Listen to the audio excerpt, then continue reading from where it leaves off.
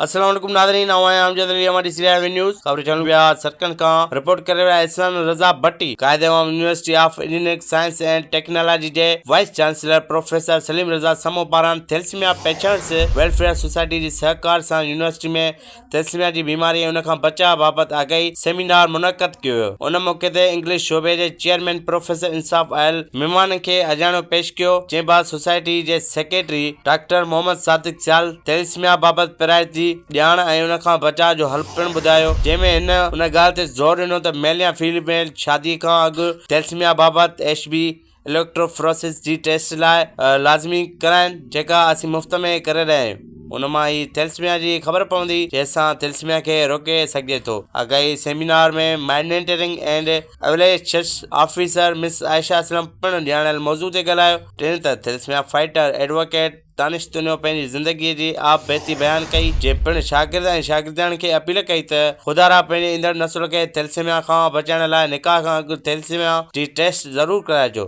न त मूं वांगुरु ज़िंदगी भर पछताइणो पवंदो। हिन खेनि थैलेसीमिया जे ॿारनि लाइ रत तइयो करण जी अपील कई। आख़िर में professor Abdul Fattah Chando Dan of electrical department मेहमान जो शुक्रियो अदा कियो, जिन खेनि क़ीमती ॼाण फराहम कई। उन मौके ते प्रोफेसर नरेश कुमार, प्रोफेसर अब्दुल रहमान जतोई, प्रोफेसर दादन खान भंगवार, प्रोफेसर आगा शिराजी, पीर रफीक अहमद ऐं आगा राशिद पिणु मौजूद हुआ। सेमिनार जे आख़िर में जॉइंट सेक्रेटरी गुलाम नबी चन्ना जी निगरानी में शागिर्दनि ऐं शागिर्दनि जूं टेस्टियूं पिणु वरितियूं वियूं। ख़बरुनि ऐं अपडेट्स लाइ ॾिसंदा रहो विन न्यूज़ HG।